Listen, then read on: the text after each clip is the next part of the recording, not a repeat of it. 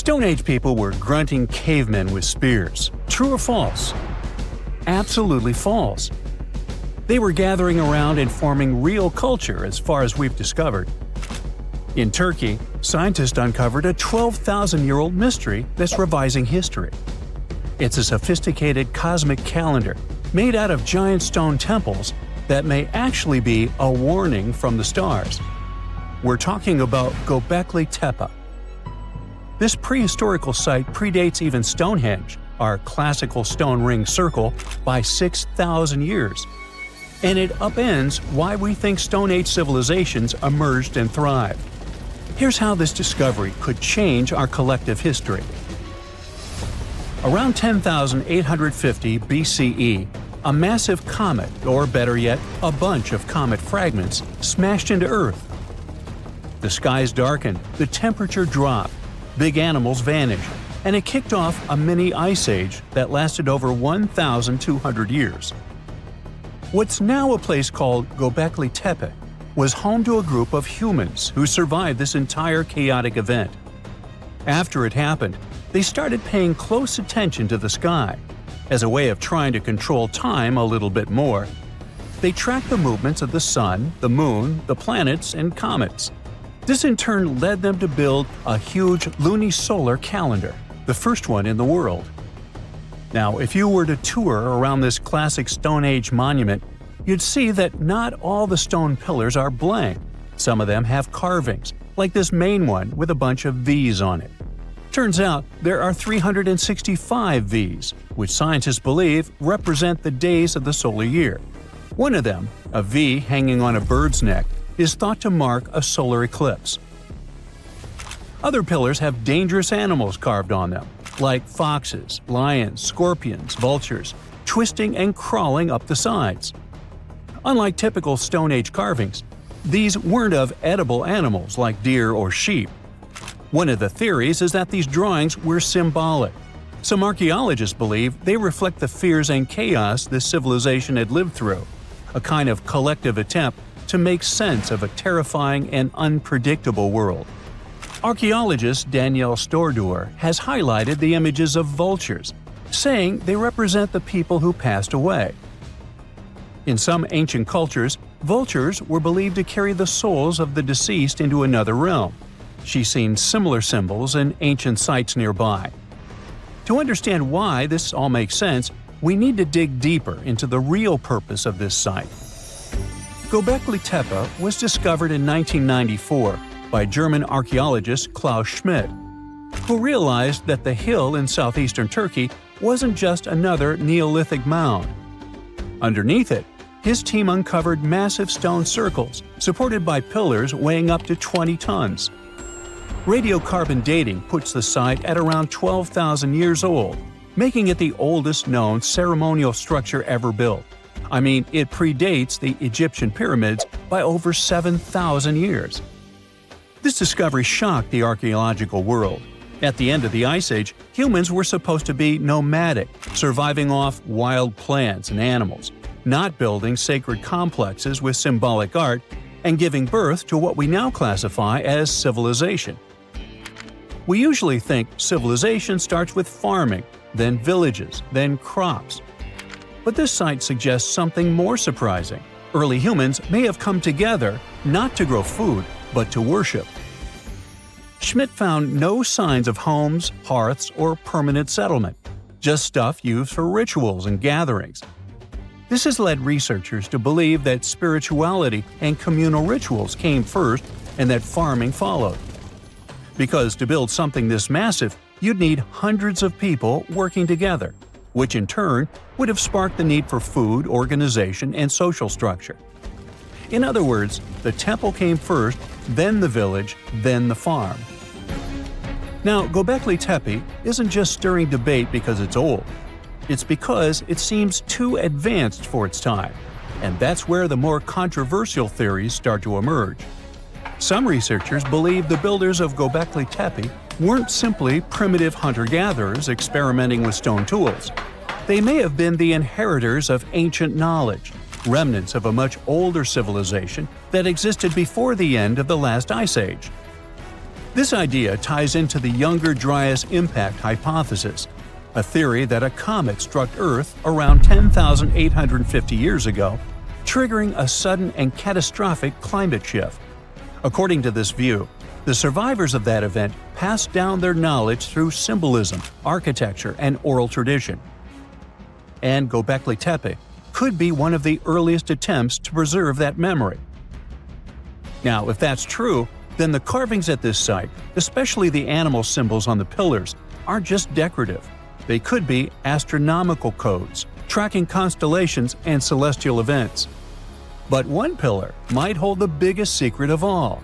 It's called the Vulture Stone, and it's freaking archaeologists out. On it, you'll find a strange combination of figures: a headless man, birds, and a scorpion. To the untrained eye, it might seem random, but some researchers believe these are ancient representations of constellations, like Scorpius among them, and that the headless man symbolizes a mass extinction event. Some even argue that this is the oldest known record of a comet impact, the one that triggered the Younger Dryas. And if you're wondering who this older lost civilization might have been, they are called Atlantis, or more neutrally, Civilization X. Theorists like Graham Hancock suggest that this advanced culture, destroyed in the chaos of the comet impact, passed fragments of its knowledge to survivors around the globe. In that case, Göbekli Tepe wasn't the start of civilization, it was the restart. Now, back to the stones. Pillar 43 may look like a celestial calendar at first, but when archaeologists recreated the sky patterns encoded in its carvings, they found a precise snapshot of the sky dating back over 13,000 years. It appears to show a meteor shower, a flood, and humanity's tragic end, aka the Headless Man. A snake rising from the ground might even symbolize tidal waves or destruction coming from below. But the story doesn't end there. Pillar seems to expand on the same disaster, the one they called the Terror of the Sky. You might see animals fleeing, waves, fire raining down. It paints a vivid picture of the meteor shower. But wait! While Pillars 43 and 56 may encode memories of a past catastrophe, Pillar 18 might be a forecast. That stone zooms in on the Aquarius constellation. If this sounds familiar, maybe it's from the phase Age of Aquarius, which is the age we're living in now. Some enthusiasts believe this may be a warning for us, and may be telling us that a similar meteor shower will hit Earth and thus you and me and us. I mean, chills! But hey, that's the kind of mystery that makes Göbekli Tepe so captivating. Today, archaeologists know that Göbekli Tepe was part of a much larger sacred complex, now known as Taş Tepeler. A network of ancient sites across the region, each with its own secrets and structures, but connected by shared patterns and motifs. In 2019, excavations began at this sister site, just 40 miles from Göbekli Tepe, known as Karahan Tepe. And here's the twist. Some researchers believe Karahan Tepe might be even older. Unlike Göbekli Tepe, which appears to have been primarily ceremonial, Karahan Tepe has signs of domestic structures like walls, tools, and perhaps even homes. And that changes everything. Because whether these sites were the work of highly sophisticated hunter-gatherers or survivors carrying the fragments of a lost pre-Ice Age civilization, one thing becomes clear. Our ancestors weren't just surviving. They were planning, tracking, and predicting. They were far more capable, curious, and connected to the universe than we ever gave them credit for. Now, history isn't just carved in stone, but these drawings on 11,000-year-old rocks might be warning us about a freaky future. Both the Mayans and the people at Göbekli Tepe made big predictions about humanity's future. What's eerie is that despite being hundreds of miles and years apart, they used similar symbols. Now, let's get one thing straight. Ancient civilizations often depicted their deities as humanoids. You'll find humanoid representations of celestial beings in ancient Egypt, but also in pre-Columbian societies from the Americas. For example, Aztecs had an important deity they called Quetzalcoatl. He was related to the wind, Venus, and the sun. In some ancient Aztec art, he's depicted carrying a tiny handbag. The shocker is that a very similar winged figure was represented by the Assyrians. Now, it's already odd that they chose similar forms to represent their gods, even though these civilizations didn't have any contact with each other. But to draw an almost identical handbag? That seems like a bit of a stretch. Of course, now, when we say handbags, we mean carvings depicting things that look like modern handbags.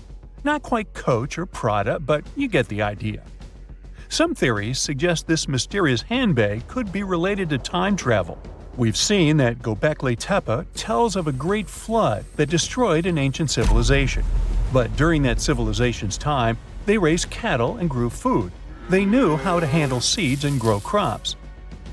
According to one theory, this stylish accessory could have been used for carrying seeds.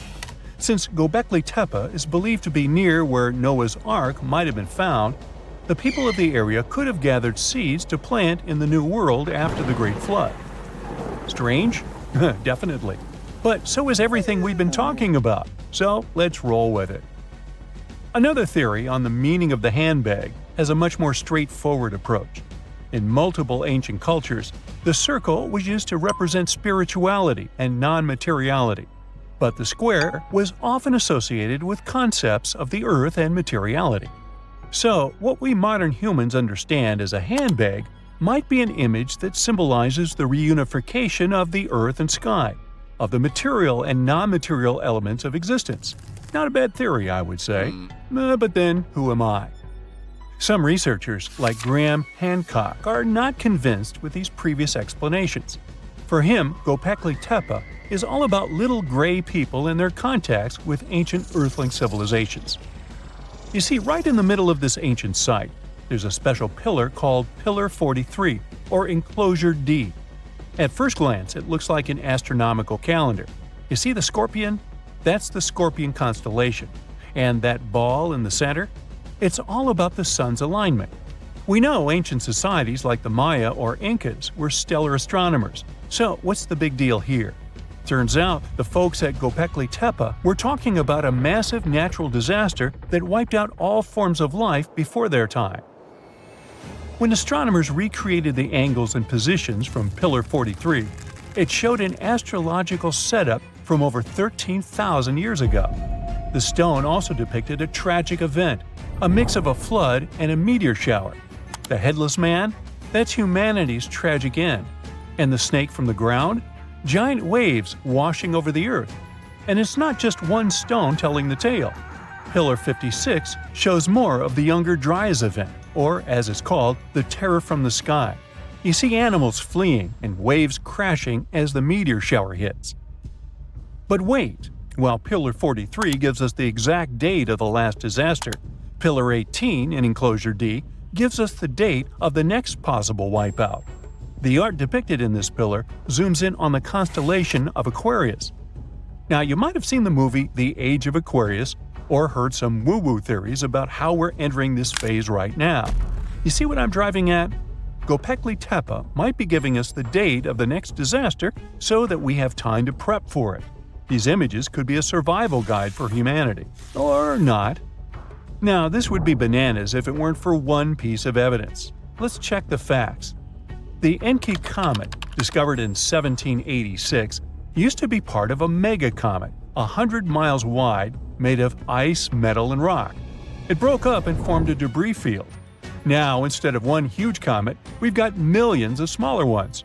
When the Earth passed through that debris, the folks at Göbekli Tepe saw a firestorm of comets, all coming from the Aquarius constellation, just like on Pillar 43.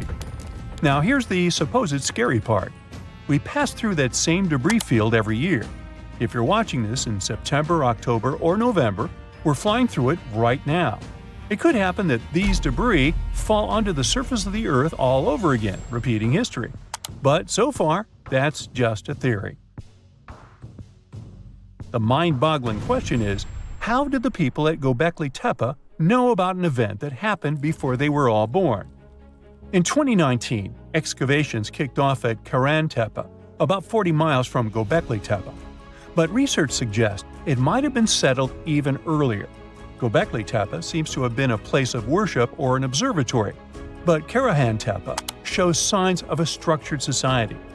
Excavations at Karahan Tepe reveal artifacts like intricate carvings, tools, and even possible remnants of buildings. This suggests that these people were not just hunters and gatherers, but had a structured society with spiritual or ceremonial practices. In 2020, researchers started unearthing several other settlements in the area, indicating that Göbekli Tepe was part of a huge metropolis. The whole site is known collectively as Tas Tepler. The thing is, the math around all this has scientists baffled. Around that time, Earth was just leaving its last ice age, and scientists used to think Stone Age civilizations were primitive. But evidence keeps showing up, proving that wasn't the case. For Göbekli Tepe to have existed with that level of tech 12,000 years ago, there must have been an even earlier civilization. That kind of tech doesn't just pop up out of nowhere. And hey, we've got plenty of other proof of advanced societies. Take the Mayans, for example. Recent discoveries have shown they were even more advanced than we previously thought. They built massive cities with roads up to 130 feet wide, painted white to guide travelers at night, a feat you'd expect in places like Portugal or England. These roads, sometimes elevated over swampy ground, formed a network of over 964 settlements, like a giant spider web. A bunch of scientists turned their eyes on this theory, but it could be the connecting point of everything we've been speculating about in this video. After all, the people from the sky could have come down and told the people from Göbekli Tepe about the destruction of a more ancient civilization than theirs. Or not. Remember, don't give up your critical thinking just because you see something on the internet. Anyway, Göbekli Tepe raises suspicions just as Stonehenge and the Great Pyramids of Egypt. When we mix little green aliens into the equation, it explains one way that surreal engineering feats were possible in these sites. But it also underestimates our human ancestors and their thinking abilities. One of the main characteristics of Göbekli Tepe's architecture are the T-shaped pillars. The heaviest of them weigh 20 tons and are around 20 feet. These pillars were erected perfectly, without so much as a dent in them. Sure, that's pretty hard to do without modern machines. But hey, maybe they figured it out and built it after much effort. Now, in case you don't know what I'm talking about, this old pal is supposed to have cracked the secret of the pyramid builders in modern-day America. He used it to build his own castle and other mesmerizing structures. So, hey, I guess we'll have to keep digging to find out the actual facts about it all, huh?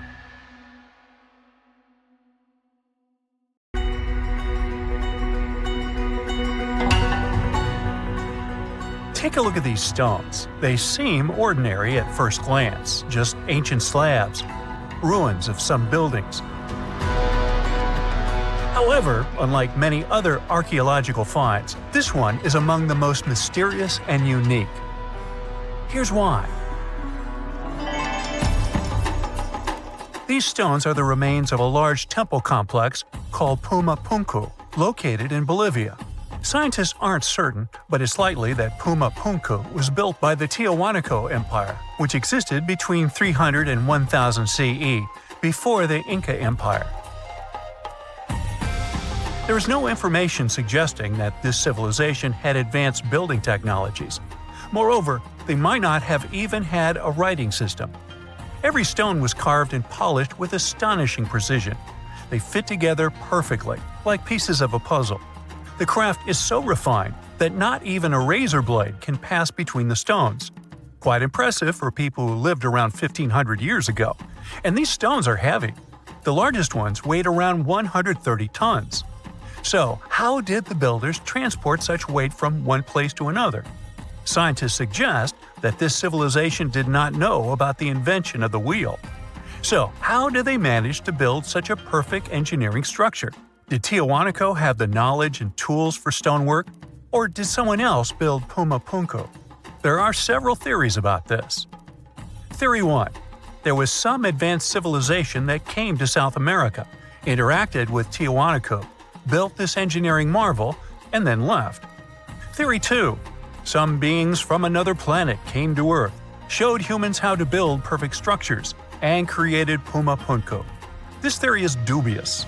Another idea from this series suggests that Pumapunku was built by mythological creatures from the South American culture at that time. Theory 3, the most likely one. There is no mystery here. Tiwanaku was indeed an advanced civilization with incredible building technologies. So, what do you think?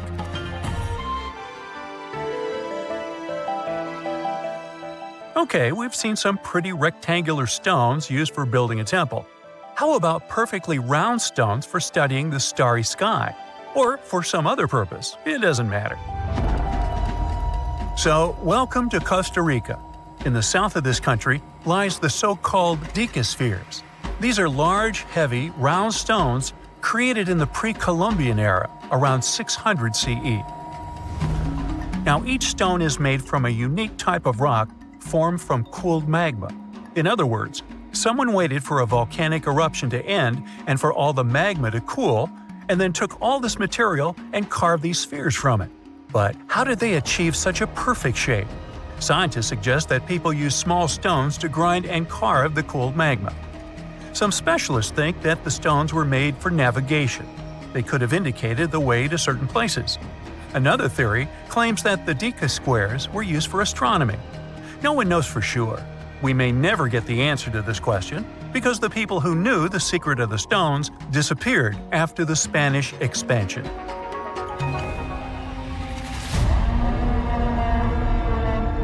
So, let's continue our journey. See these cobblestones? Archaeologists still don't know why they're arranged along a long stretch of desert crossing Jordan and Israel. These strange stones form a chain of lines 40 miles long and have been here since around 300 BCE. Because they were discovered by pilots during flights about 100 years ago, some call these stones kites. One of the more popular theories suggests that people placed these structures here to lure animals into a pit where they could be caught. Apparently, ancient hunters knew the behavior of local fauna well, and were sure the animals would somehow walk along these stones, ending up in an open area with a pit where hunters could easily do their work. Perfectly smooth rectangular and square stones, round stones, stone traps for animals. What's next? How about a stone canvas or stone painting? To see this ancient artifact, we'll travel to Glasgow, Scotland, where archaeologists unearthed a stone slab created about 5,000 years ago. It is called the Cockno Stone. The slab measures 43 by 26 feet, about half a basketball court. And this entire area is filled with strange swirling patterns that scientists call cup and ring marks. But what do they mean? As usual, scientists don't know for sure. But one theory suggests that the inscriptions on the stone are somehow related to astronomical phenomena, such as lunar or solar eclipses. Maybe it was a star map, or maybe people just wanted to create a work of art. In any case, there is another interesting fact related to the cup and ring marks. Scientists have found similar drawings in other prehistoric sites around the world. Okay, let's step away from mysterious stones and look at some other archaeological mysteries.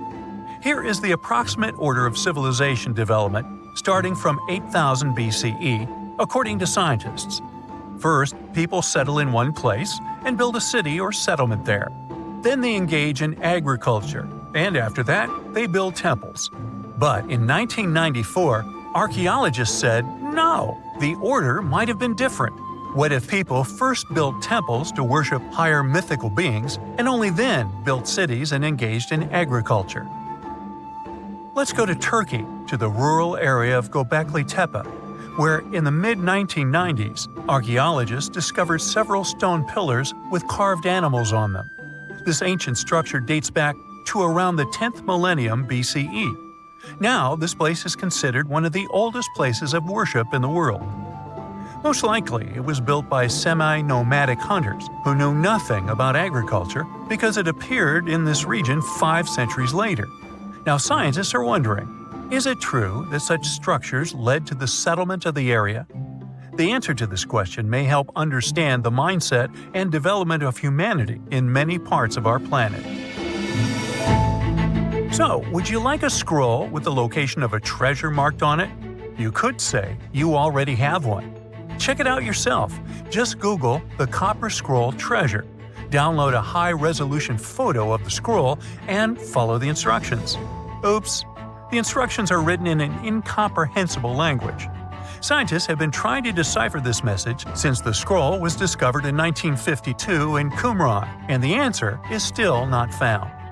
According to one theory, the scroll contains information about a large amount of silver and gold. But even if the treasure does not exist, this artifact is still quite interesting to study. It was created around 2,000 years ago, during the time when the Roman Empire ruled over the settlement of Qumran. Perhaps the local residents hid their valuables from the Roman legionnaires and left such a map for their descendants. When you approach this archaeological wonder, you won't notice anything. But if you rise into the air and look down at the ground, you'll see amazing patterns created by the people of the Nazca culture. This discovery is called the Nazca Lines. Pilots and passengers of commercial aircraft first noticed them in the 1920s and 30s during flights over Peru. These large drawings consist of geometric lines, complex images of animals, and whimsical figures. More than 2,000 years ago, people removed part of the surface soil of this land and created these patterns. But why? The Nazca Lines continue to captivate researchers and enthusiasts alike.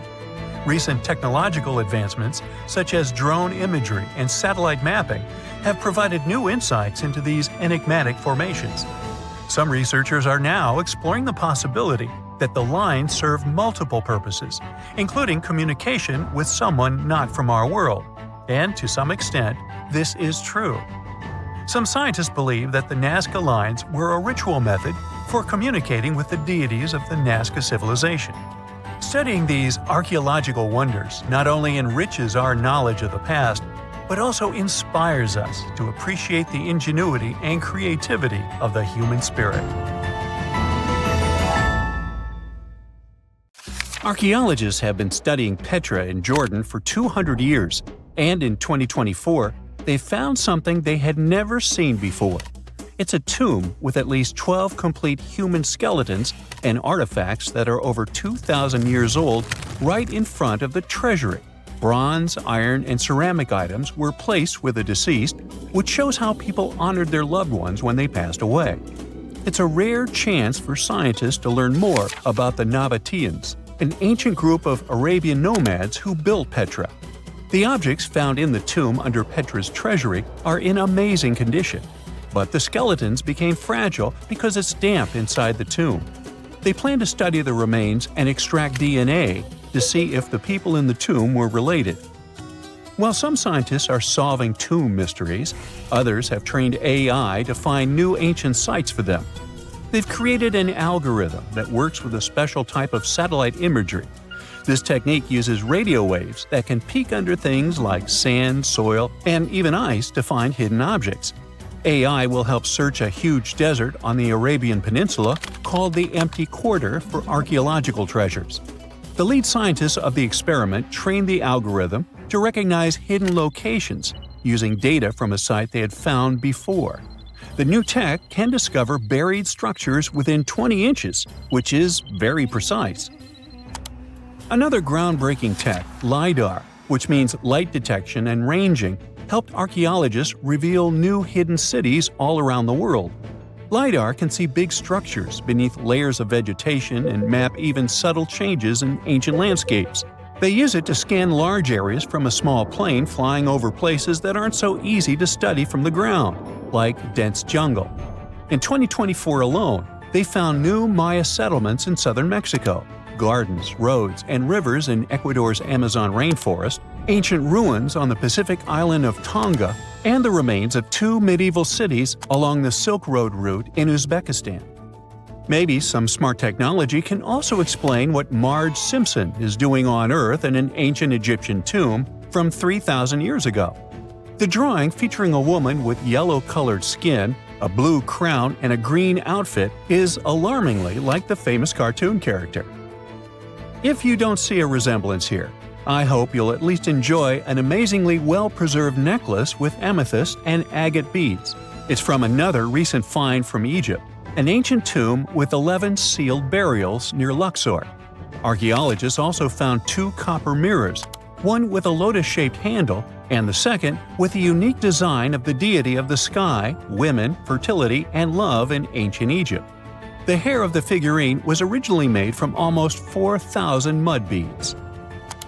Another awesome find from 2024 is an ancient Greek shrine with intact burials, a sarcophagus, and plenty of gold inside. They think it was built before the year 300 before the Common Era, and the marble lions, also found inside, were made from the same marble as the Parthenon in Athens. Greece is so full of ancient treasures that the city of Thessaloniki will house around 300,000 of those artifacts in their new subway system. Meanwhile, archaeologists in France have found a monument unlike any other, and they can't figure out what it was used for. It's direct proof that people used to live here between the Neolithic and the early Iron Age periods. The coolest part is a monument made of 3 unique shapes that fit together like puzzle pieces. Some gravel found in the monument could mean there used to be a wooden fence called a palisade. People who built it probably used it for protection or decoration. The team studied the layers of soil around the monument to learn more about its origins. The only tools found so far were sharp flint stones, not the cartoon characters, which were used during the Neolithic period. The next step will be radiocarbon dating to figure out exactly how old the site is. Now, the oldest saddle ever found so far was found in the grave of a woman near the edge of the Taklamakan Desert in northwest China. This saddle is the oldest ever discovered. It was crafted from pieces of leather that were sewn together and stuffed with straw and animal hair to make it soft. Now, normally, things made from natural materials like this don't last very long because they rot or fall apart. But the Taklamakan Desert is so dry that it helped preserve the artifact. The herdswoman who used the saddle was buried in her full riding attire, so this proves that not only men used saddles and took part in herding and traveling. Now let's shift to Guatemala, where an ornate jade mask made by the ancient Maya people was waiting for centuries to be discovered. Scientists use radiocarbon dating to figure out the age of the mask. They believe the mask may represent a Maya storm deity, a powerful figure in their mythology. These kinds of masks were often made to honor Maya royalty, and they were placed in the tombs of kings and queens when they were buried. The king's tomb was also decorated with carvings made using tools crafted from volcanic obsidian. After 15 years of searching, scientists may have finally figured out where the altar stone of Stonehenge comes from. They compared the tiny minerals inside the altar stone with rocks from many places in Wales and England and ruled out lots of spots. Then they found the perfect match with a place in Scotland, more than 466 miles away from Stonehenge. This area might even be Orkney, a group of islands in the far northeast of Scotland where a lot was going on during the Neolithic period. The big question now is how ancient people moved such a massive stone so far. The altar stone is over 16 feet long and weighs more than 6 tons. The new theory is that they might have used boats to carry it across the coastline and rivers. Once it was close to Stonehenge, they theoretically dragged it across the land using wooden sleds, ropes, and a lot of teamwork. Meanwhile, in the north of France, an ancient home popped to the surface during the construction of a new house. It turned out to be a luxury urban house for the elite from the 2nd century of the Common Era. The inside of the house was destroyed by a fire, but under the destroyed layer, there are beautiful, real-size fresco paintings. Turkish archaeologists unearthed the arm and foot bones of elephants that lived around 9 million years ago. They also found fossils of early horses, giraffes, and even saber-toothed cats. They've already identified 43 distinct types of animals from this site and collected more than 4,000 fossils. One more cool find from Turkey is a 64,000-year-old workshop inside Incasia Cave. It looks like people used it for 24,000 years non-stop. There are some tools inside, like flakes and blades, which were made inside the workshop. In eastern Turkey, a farmer accidentally found a 1,000 square foot mosaic from the late Roman or early Byzantine period just beneath the dirt. Experts say it's a one-of-a-kind thing from this region and is still in one piece after all this time. The pattern shows dozens of trees, plants, and animals that were found in ancient Turkey.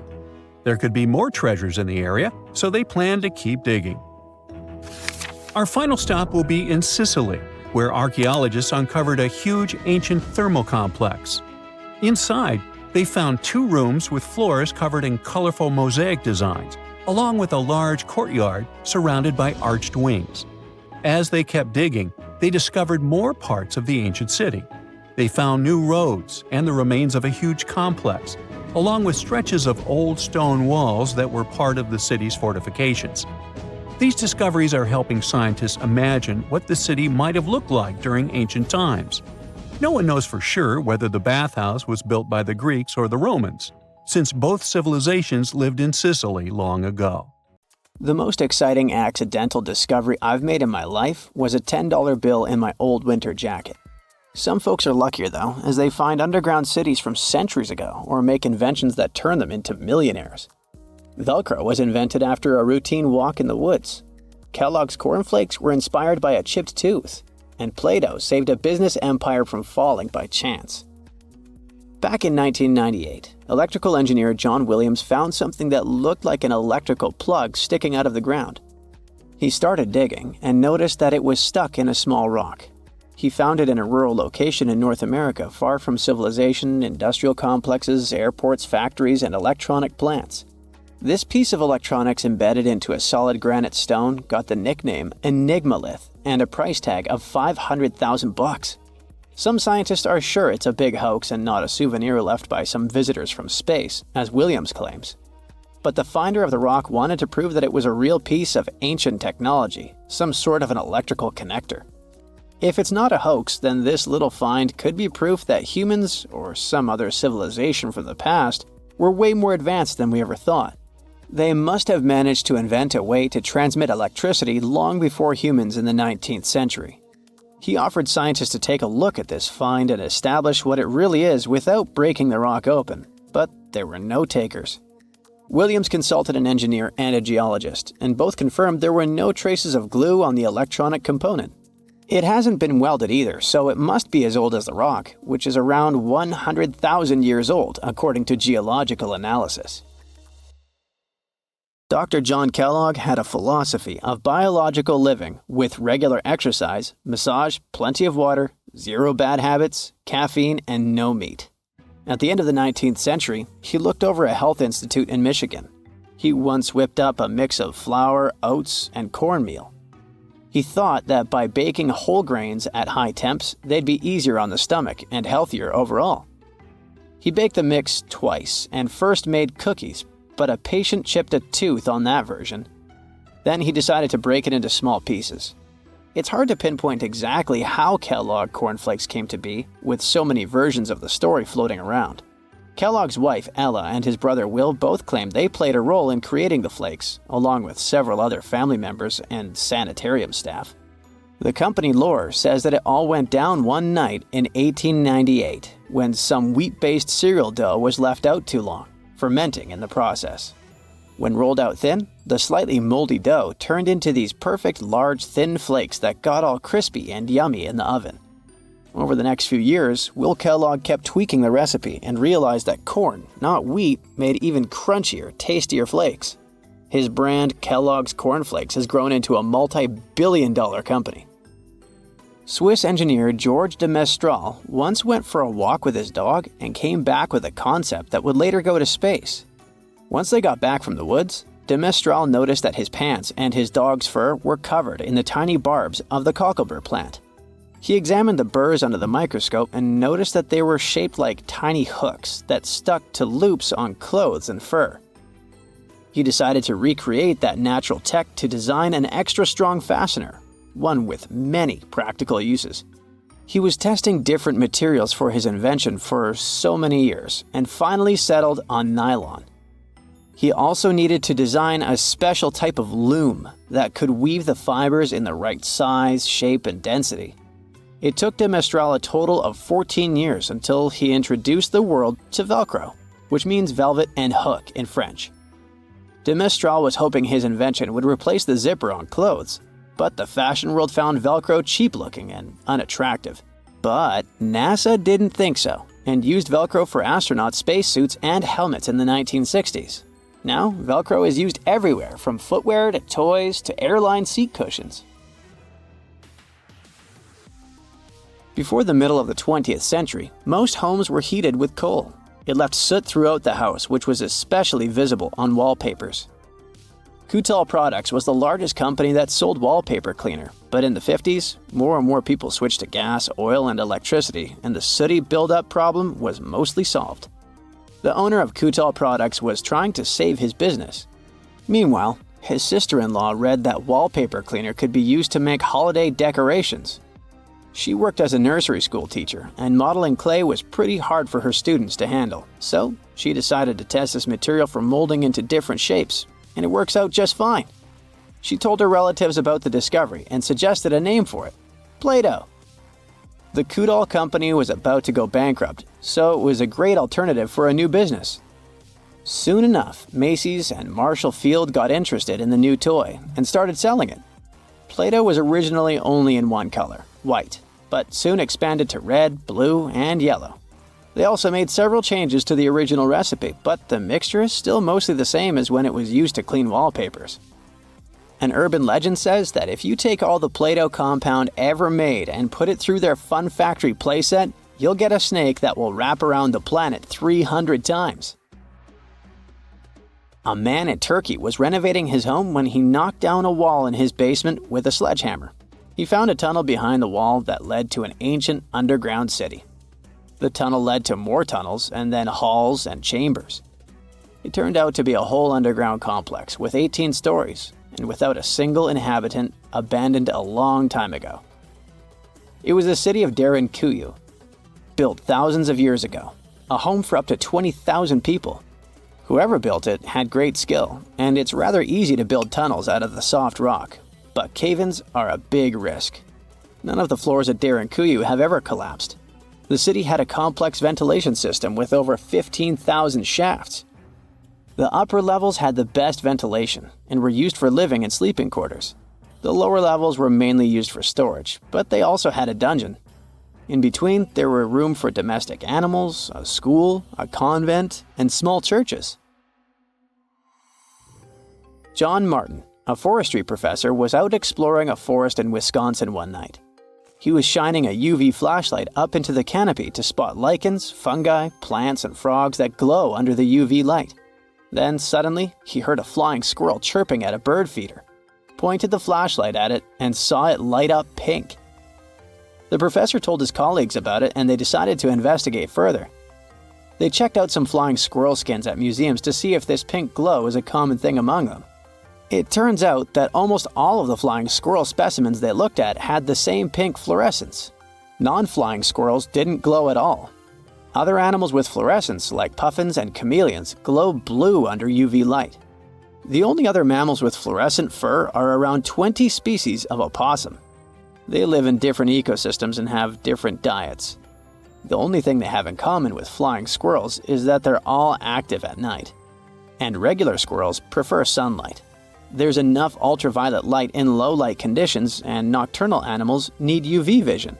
So the pink glow might have to do with nighttime perception and navigation, especially in cold and snowy conditions. Or it could be a way for male flying squirrels to attract prospective mates. It could be a sort of mimicry. We're in the Caribbean, and these are the Taino people. Scientists have long believed that they were the first inhabitants of the Greater Antilles, and those people were roaming the Isles long before Columbus discovered this place. However, a recent discovery showed that there were some other peoples living there. These guys are called the Archaic people, and they are now known for being good at using stone tools. They've used a whole bunch of polished tools, such as hammers, axes, and whatsoever. We still haven't found out how they managed to invent and produce all those tools without special equipment. Scientists are now looking for a sort of necropolis or a similar archaeological site to find out more about these people. Another curious settlement was found a couple of years ago, not far away from Florida. This one is pre-Columbian too, but it seems that the dwellers there were more into fashion than crafting using stone tools. The scientists discovered a complex of 37 oyster shell rings. There were many households with these rings, and the locals would produce beads from the shells of marine creatures. By the way, long ago, beads weren't intended only for fashion, but they were also an important social instrument. People would sew them on their clothes to manifest their power or wealth. Sometimes archaeologists manage to discover whole cities. This is exactly what Eleni Korka, an archaeologist from Greece, did. She found the lost city of Tania back in 2018. It wasn't a lucky coincidence. The whole search took as much as 34 years. By the way, Tania was even considered a mythical city. The city of Tania was a Trojan-founded city, and the ancient texts claimed it was incredibly wealthy. Well, seems like the texts were true. The archaeologists found around 200 coins on the site. Some jewelry was found there too. For instance, there was an iron ring with a seal. They also found a gold coin that was supposedly used to pay for a journey to the afterlife. Yeah, back then, people believed that it existed, and they needed to pay for a ticket to get there. The discovered clay, stones, and marble floors help us imagine what their dwellings looked like. And the archaeologists also found some vases there. One of the earliest examples of human-made art is located in the cave of Altamira in northern Spain. The paintings in a Paleolithic cave are so special because they're not monochrome, but have several colors combined. Still, these earliest masterpieces were hidden for a long time. They were only discovered in 1868, and today, this cave is a UNESCO World Heritage Site. Despite how old these paintings are, they're well preserved because they've been well isolated for all this time. Since the gallery was located deep in a cave, it was almost impossible for external climatic influences to ruin these prehistoric masterpieces. We're now in England, 2009. Meet Terry Herbert, a member of the Blockwitch Research and Metal Detecting Club. One day, he was casually inspecting plowed farmland in Staffordshire with a metal detector. I guess he must have wanted to find something special, but I bet he didn't expect to find what he actually stumbled upon. He discovered something that scientists later called the largest hoard of Anglo-Saxon gold and silver metalwork ever found. There's a list of items discovered, but if I start reading it to you, it's going to take me a really long time.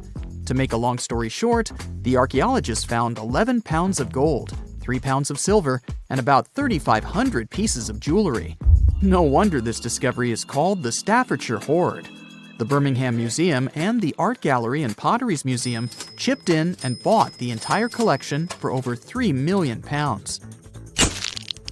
Messages in a bottle are a famous cultural phenomenon we often see in movies, but it turns out this method of preserving letters is quite efficient. This is proven by the Dead Sea Scrolls. Back in the 1940s, Bedouin shepherds discovered 7 scrolls contained in clay jars in a cave. These scrolls were determined to be around 2,000 years old.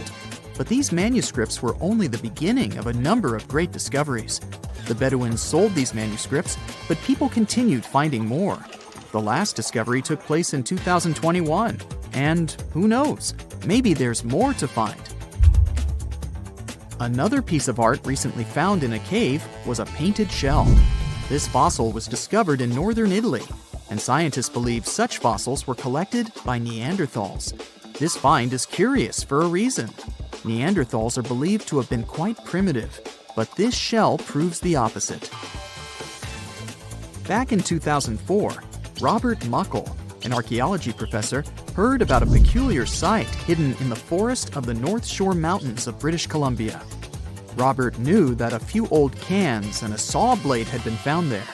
This place was believed to be a sort of logging camp, but a thorough excavation that took 14 years to complete revealed something different. Turns out, it wasn't a logging camp, but a long-lost Japanese settlement. The archaeologists found around 1,000 items, such as white and blue rice bowls, teapots, pocket watches, sake bottles, and buttons. The ceramics weren't that well preserved, so they only discovered hundreds of fragments. In one of his interviews, Robert mentioned that they also found remnants of a bathhouse. The community that lived there was pretty small, since there were only about 14 houses found. The scientists believe that they must have lived there in secret. People have changed their preferences over the centuries. Fashion has certainly changed, and our houses too, not to mention our technologies. But there's one thing for sure that's been unchanged: our love for food. Scientists managed to discover some of the oldest examples of people's favorite food. They inspected some ancient pottery and managed to find traces of best-loved food dating back to around 2000 BCE. It all happened in Sicily, and guess what that food was? No, it wasn't pizza or pasta, but olive oil. And there's more. Researchers from Egypt discovered some lumpy substance in some ancient pottery, which turned out to be cheese. It dates back to the 13th century BCE. I guess it didn't smell nice, since that cheese is estimated to be over 3,000 years old and was bacteria-ridden. Cool fact here, this cheese must have been quite exquisite. After studying it, scientists came to the conclusion that it was cooked with a variety of milks. They claim ancient people used a mixture of cow's milk and sheep or goat's milk. You probably thought, hey, you mentioned olive oil and cheese, but what about bread? Sure, bread is inseparable from almost any culture, and different people have had their own type of bread. And there's scientific proof that bread was one of the first dishes people learned how to cook. A group of archaeologists found some bread that was over 14,000 years old, 14,400 years old to be precise. What's weird is that people back then weren't familiar with agriculture. They were hunters, and technically, this old bread predates the age of agriculture by 4,000 years. Yeah, there's still much to learn about the ancient world. Here comes not the sun, and the Beatles song, but here comes the bonus fact. And right, it's about the Beatles. Yeah, I know, they're not exactly new. The band was formed in 1960. But not all of our facts have to be thousands of years old to be cool. Back in 1966, the Beatles did a live performance of their song Paperback Writer on the TV program Top of the Pops. The BBC somehow didn't record the performance, and all the fans were sure it was lost. Nope. Turns out that David Chandler, a fan of the Beatles, recorded the show with his personal camera. It was long forgotten and stored in the attic for many years. The recording was rediscovered in 2019. I guess that's a pretty cool find. Scientists have recently discovered Leonardo da Vinci's hidden passages under a medieval castle in Italy. They followed a newly found 15th century sketch by the creator of the Mona Lisa and found one of the unexplored architectural wonders from the age of the Renaissance. Construction of the Sforza Castle started back in 1358, but it was destroyed about a century later during a local crisis. Then, in 1450, Francesco Sforza, the Duke of Milan, decided to rebuild it on the old ruins. After he passed away, his son Ludovico took over and kept improving the castle. He brought in some of the best artists of the time, including Leonardo da Vinci, to decorate its walls. We can still see Leonardo's frescoes today in the Room of Wooden Boards. While he was working at the castle, da Vinci also recorded some historical underground passages hidden beneath the outer wall. The drawing, dated between 1487 and 1490, was found at the Institut de France in Paris. The sketch is highly precise, and it proves that Leonardo was really interested in fortification design and was great at documenting existing structures. Historical records show that Ludovico ordered the building of an underground passageway that led straight to a basilica, where his wife was buried. Ludovico married Beatrice in 1491, and they had a happy but tragically short marriage, as Beatrice passed away while giving birth in 1497. The Duke locked himself away for weeks, grew a beard, and wore only black clothes while he was mourning his beloved wife. The secret tunnel may have stretched over a half a mile and would let Ludovico visit her grave in private. It could have served as an escape route if the castle was ever under siege. The existence of the tunnels remained one of the mysteries of the Renaissance for years, as no one knew for sure they were there. But now, scientists finally uncovered the secret history. They used a combination of ground-penetrating radar and laser scanning to build up an accurate 3D model of all the structures under the castle. They found the tunnels Da Vinci alluded to in his drawings, and it looks like they may have only been a small part of a whole system of historical underground passages. The goal is to create a complete digital twin of the castle that will not only show all the preserved constructions, but also the ancient ones that are no longer visible. They also plan to add augmented reality to the virtual paths to let visitors discover Leonardo da Vinci's hidden passages. Now, we don't know if the genius actually took part in constructing the hidden passages that scientists recently discovered, but we do know about some other Leonardo da Vinci inventions. He created the first satellite-like map in 1502, long before photography or satellites were even a concept. A famous figure in Italy, Cesare Borgia, invited Leonardo to a small town called Imola, near Bologna, to create a highly detailed map for him.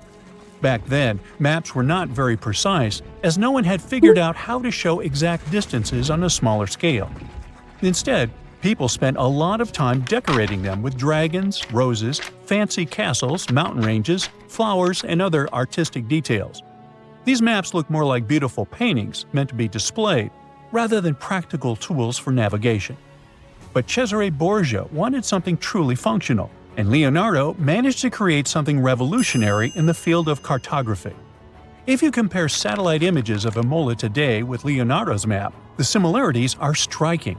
He captured every alley, curve of the streets, roadways, and even the exact sizes of the buildings. And he did it all by hand, using just a pencil, ruler, compass, and several of his own clever inventions. To gather all the necessary data, the genius walked through the streets for weeks using a large wheel that spun as he moved, recording the distance with a cable. Using the magnetic compass, he determined precise directions. He also developed a tool called the bussola, which measured angles inside a circle. With this, he could track the exact turns of each street and the size of the intersections. He figured out the distances between houses and major roads. Then, back at home, he used his notes and calculations to draw the map to scale with incredible precision. In his work, Da Vinci also used a technique developed by Florentine humanist Leon Battista Alberti. He created a mapping method where you could place an entire city inside a circle using polar coordinates. At the center of the city, 8 straight lines met, representing the main directions of a compass. Leonardo used this system to divide the town into 8 sections.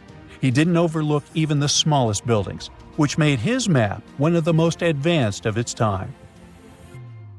The Italian genius had a big dream to build a machine that could let people fly. He studied how birds, bats, and kites moved through the air and designed a special flying machine. He believed that if he could copy their movements, humans might be able to soar like them. Da Vinci's design looked a lot like a bat, with 2 large pointed wings that stretched over 33 feet wide. He planned to build the frame from lightweight pine wood and cover it with raw silk to make it strong but not too heavy. The person flying it would lie on their stomach on a wooden board in the center. To make the wings flap, the pilot had to pedal a crank with their feet, which was connected to a system of rods and pulleys.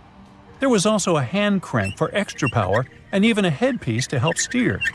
As the person moved their hands and feet, the wings would flap and twist, just like a bird's. But there was one big problem. Humans aren't strong enough to make the machine lift off the ground.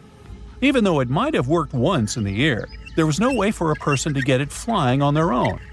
Leonardo probably realized this, but his amazing idea still inspired flying machines that came centuries later.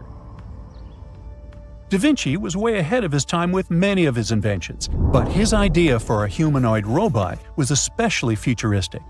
He was working under the patronage of the Sforza family, the one that had those ancient tunnels of Italy built.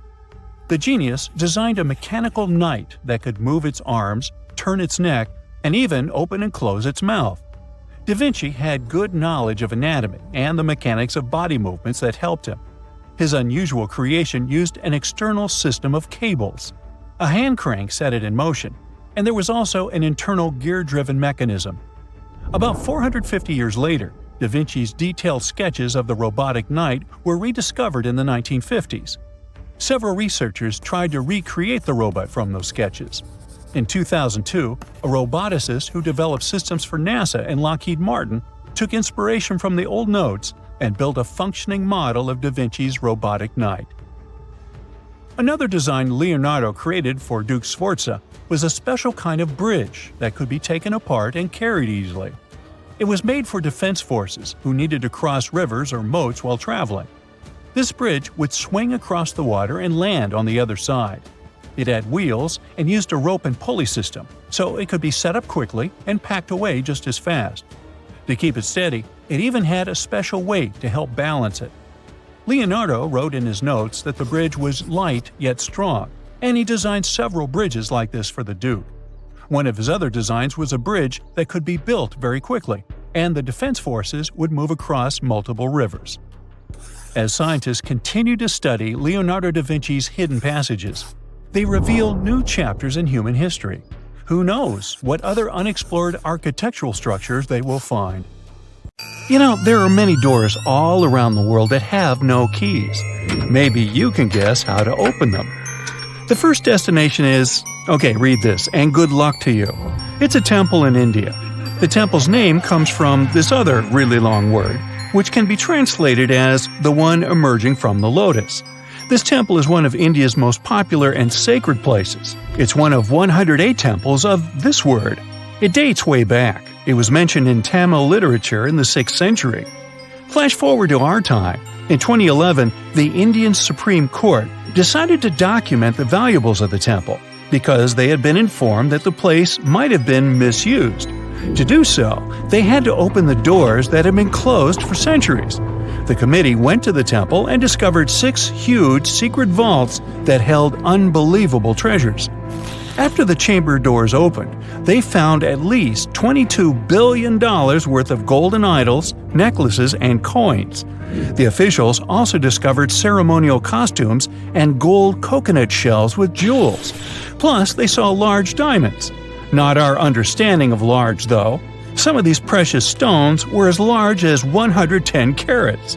To put it in perspective, a small solid gold statue from the collection could be worth around $30 million. After this fairy tale-ish treasure had been discovered, the temple got equipped with metal detectors, cameras, and other safety precautions before the first visitors started to arrive. Now, there are a lot of security guards at the temple. But are they protecting the treasure, or is there something more mysterious hiding behind its doors? The temple has 6 chambers, and the valuables are kept there. These rooms are named Chambers A through F. The expedition committee opened 5 of these vaults with significant effort. But the most bizarre thing is that, despite all the efforts involving existing tech, the mysterious Chamber B still wouldn't open. On the side of the door, 2 carved cobras are welcoming you. The door works as a gate. You can easily see it with the unaided eye, just like the doors leading to other chambers. Surprise! Experts discovered 2 more doors behind the first one. The second door is wooden, and the last one is made of iron. Strangely, the last door was sealed. It also doesn't have any means of entry, no bolts, handles, latches, or anything else. To this day, no one knows what's inside Chamber B. Believers say that opening the door against its will can release into the world unnamable things.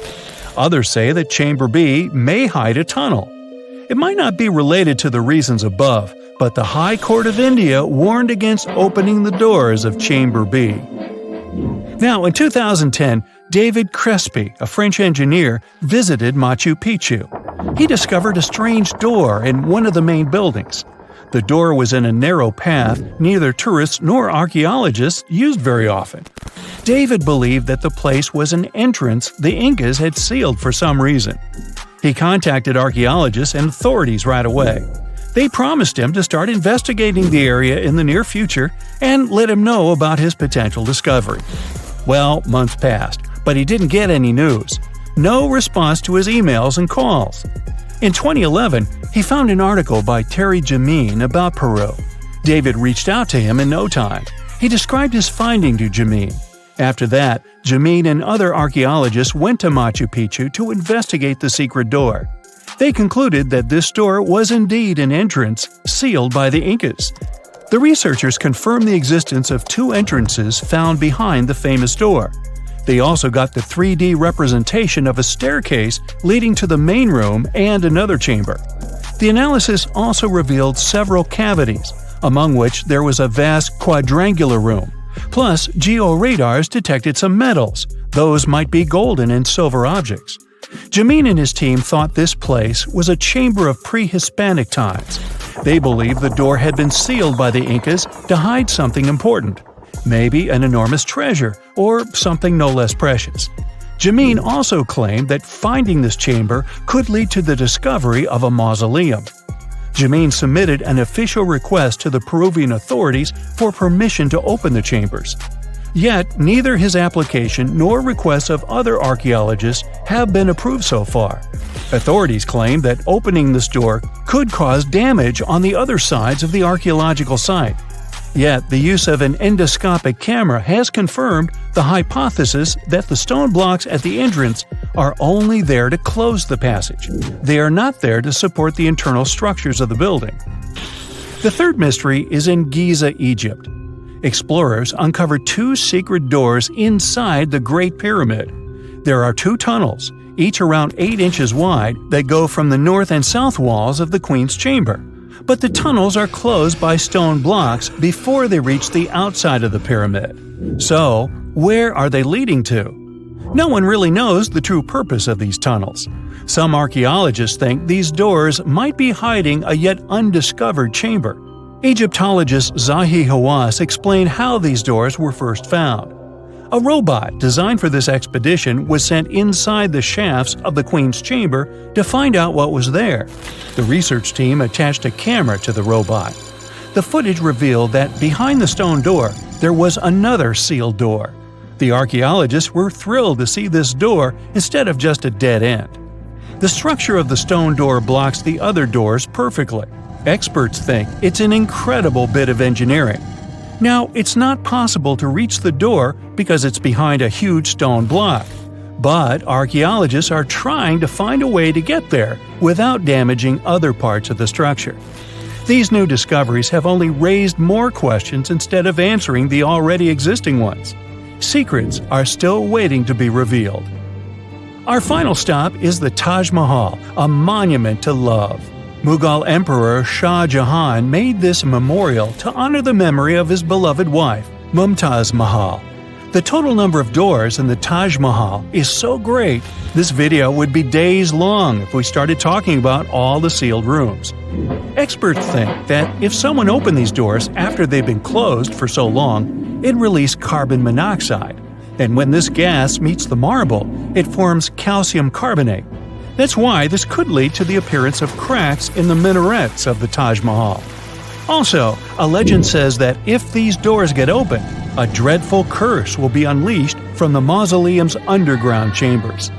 And here's a bonus from Canada: the door of room 873. This is a room at the Fairmont Banff Springs Hotel, which opened in 1888. The story goes like this. Decades ago, someone committed a crime in this room. After the investigation, the hotel administration refurbished the room and rented it out to other travelers. But, rumor has it, other guests who stayed in the room later also faced unpleasant situations. They reported hearing strange noises. The TV in the room kept flickering. It's guessed that the door of room 873 was sealed with bricks. Curious guests who heard these mysterious stories wander along the corridor where the room used to be and knock on the walls to contact potential ghosts. Well, which of these secret doors would you like to open? Now, how about some surreal hidden places to check out? Grab a flashlight and your backpack, and bon voyage! The trip starts in the mountainous country of Switzerland. You travel to the town of Waltensburg in the eastern part of the country.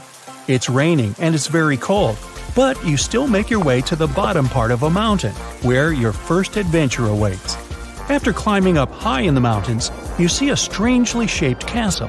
To get there, you must walk up an extremely narrow pathway. Don't look down, you think to yourself. You tighten the straps of your backpack and manage to walk along the pass. Standing at the door of the castle, you really can't believe what you see. A 13th century fortress built entirely of stone. Today, all that is left of Krafenstein Castle is mainly its ruins, but their condition is good enough to get an idea of what the place looked like back in its glory days. You take your time to explore the castle inside, but honestly, this place gives you the chills and you're ready to move on. The next place on the list is Turkey. A plane and then a car ride later, you arrive in the city of Çorum in the northern part of the country. On the outskirts of Çorum, you find a valley filled with old, overgrown mountains and see the beginning of the trail you're about to hike. The way is extremely steep, but it leads to a secret door carved in the mountain. Congratulations! You've just arrived at Göbekli Tepe. The huge door is a massive arched stone that blocks the entrance to a hidden building. Experts think it has existed since the 2nd century BCE. Unfortunately, the huge door won't open, so what's hidden inside is a mystery today. It's guessed that there is a room inside. Some locals say there's a treasure hidden there too, but until today, no one has managed to enter the place to check. Okay, it's time to get moving before night falls. Next, you get the unique opportunity to travel to Ethiopia. Wandering around the city of Lalibela, you stumble upon a huge pit carved in the ground. You approach it carefully, and soon enough, you see a magnificent terracotta building, so richly detailed it leaves you mesmerized. But that's not all. There are 10 other pits just like this one, hiding King Lalibela's 12th century buildings. All 11 constructions are different from one another, yet share a similar recognizable style. They were hand-carved over the span of 24 years, only with the help of chisels, which is unbelievable given that these buildings are up to 50 feet high. That's about as tall as 5 African elephants stacked on top of each other, if you could do that. This unconventional way of construction made them entirely monolithic, meaning they were carved out of just one gigantic piece of rock. Pretty impressive, huh? Once you leave Ethiopia, you grab a flight to southern Italy, right there on the tip of the boot. No hiking is needed here. Whew! Your friend takes you to a site called Sassi di Matera. It's a Paleolithic city carved in the slope of a steep hill. You might feel like you've traveled in time here, as local stone houses and ancient buildings are unlike anything you've ever seen before. The site, also known as De Sassi, is suspected to be one of the first human settlements in Italy, dating back to over 9,000 years ago. Wandering around the town, you might get invited inside one of the cave-like houses. Oh, and as weird as it may sound, some of the streets run on top of people's homes. Talk about Paleolithic urban planning. You're probably becoming an expert on rock-cut architecture by now, but there are still a few sites left on your list. Next off, you head to Slovenia to visit the world's largest cave castle. This medieval castle was built on top of a 400-foot-high cliff and was designed to be impenetrable.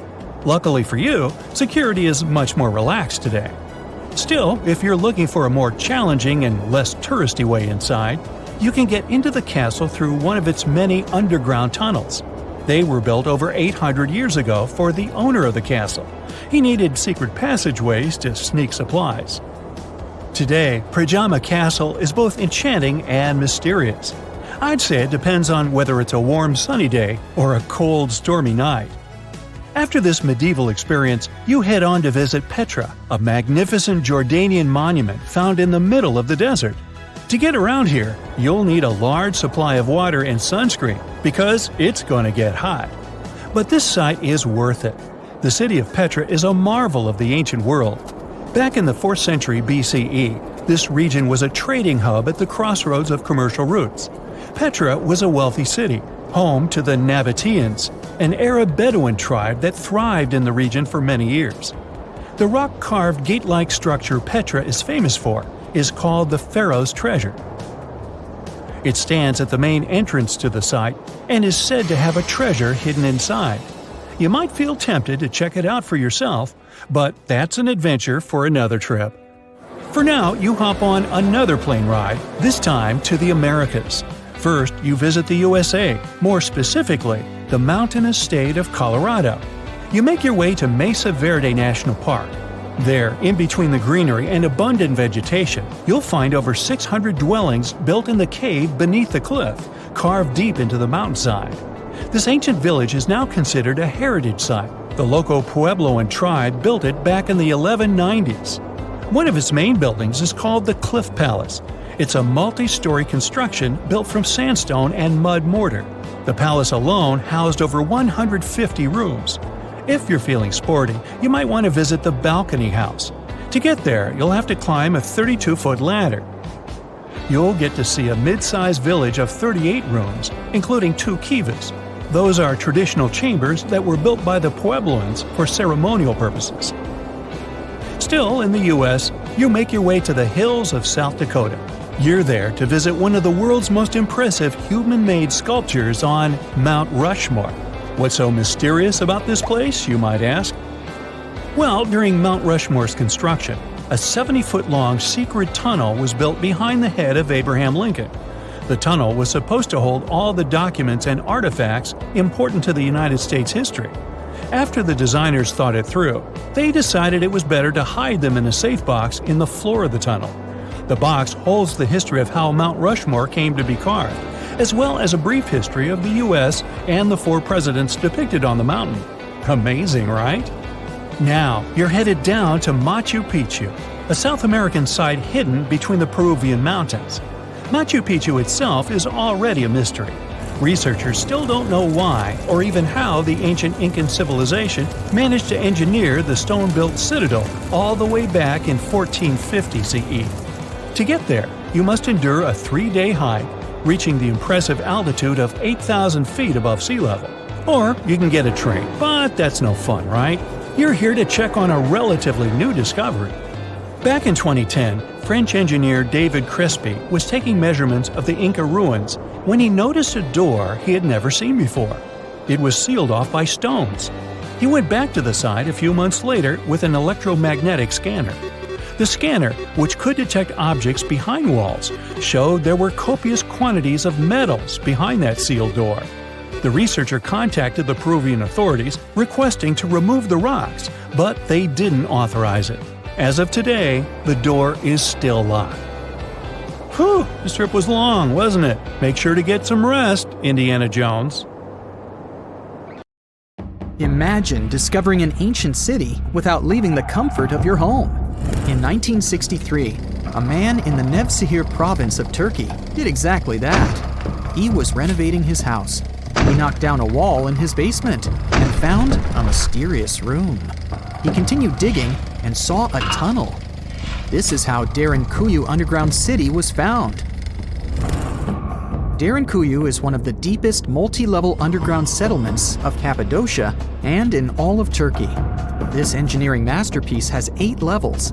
The inhabitants living on those floors had access to cellars, storage areas, chapels, a school, a study room, and other structures. All floors are connected by an extensive network of tunnels. It's believed that the underground city was built as a shelter. You can't see the construction from the outside. Its depth is approximately 279 feet. The complex was large enough to shelter about 20,000 people, plus their livestock and food supplies. There's also a 180-foot ventilation shaft. People used it both for ventilation and as a well. The well supplied water both to the villagers living on the surface and to those hiding in the underground city. Interestingly, those living on the bottom levels were able to cut off the water supply for the upper and ground levels. This kept the water safe from potential poisoning. The place was designed for protection. The tunnels could be blocked from the inside with huge round rolling stone doors. The passageways were extremely narrow. Potential invaders had to enter the tunnels one at a time. Seems like they thought of everything in the 7th century BCE. Archaeologists believed the Phrygians were the ones who first built the levels. After them, the structure was used and enhanced in Roman times. This was when the chapels were added. The golden time of Derinkuyu, however, was during the Byzantine era. But how did these people manage to create such tunnels? Well, the rock they carved them into wasn't usual. It was soft volcanic rock. It appeared due to a geological process that began millions of years ago. Volcanic eruptions covered the area in thick ash. It then solidified into this soft rock. When the natural forces of wind and water eroded softer parts, only hard elements remained. Fun fact: fairy chimneys are also made of intricately shaped volcanic soft rock, but they formed naturally without any human intervention. I'm still in Turkey, but this time, my destination is Çanakkale, where a myth came to life. For 3,000 years, people believed that Homer's Iliad was fiction and that Troy never existed. In 1863, everything changed. Expatriate Frank Calvert discovered ancient ruins in western Turkey. He was convinced they belonged to the ancient city of Troy. Heinrich Schliemann examined this area in 1868. That's when Troy saw sunlight again after all those centuries. Troy has complex layers. Over the years, 9 ancient cities were built on top of one another. Historians say that the area was strategically located between Europe and Asia, so it became a prosperous trade and cultural center. This strategic position made Troy attractive throughout history. After the Trojan conflict, the city was abandoned between the years 1100 to 700 BCE. Then Greek settlers rediscovered the area, and Alexander the Great ruled there. The Romans then invaded the city. Speaking of this event, the first thing you would see when visiting the site is a replica of the wooden Trojan horse from a movie shot in 2004. The next stop is Lothal.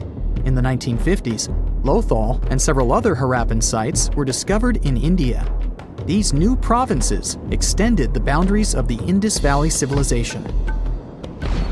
Lothal was an important part of the Harappan civilization. It had vast cotton and rice fields. Plus, it had a bead-making factory. Beads were made from semi-precious stones, like agate. Many of these beads were later found in Mesopotamia, which serves as evidence that Lothal was a thriving trading port. Archaeologists believe that the city was part of an ancient trade route. Traces of agriculture? Check. Traces of trade? Check. What else? The remains of residential buildings, streets, bathing pavements, and drains. Some real city planning, and impressive examples of early urbanization. The town was well constructed. There were modern houses. Some of them had 6 rooms, bathrooms, a large courtyard, and even a veranda. Lothal also had the world's oldest known dock. It linked the city with the Sabarmati River and the trade route. The ancient Mayan city of Calakmul is located in southern Mexico in the tropical forest of the Tierras Bajas. From 500 CE to 800 CE, Calakmul was home to over 50,000 people. There was a central plaza surrounded by outer districts. And if we count both the inhabitants of all those outer areas and those who lived in the center, Calakmul had a population of more than 1.5 million people. It was a city that was habitable for 12 centuries. It's believed that the place had more constructions than any other excavated Maya settlements in the region. After 1000 CE, the Maya civilization there faced a downfall.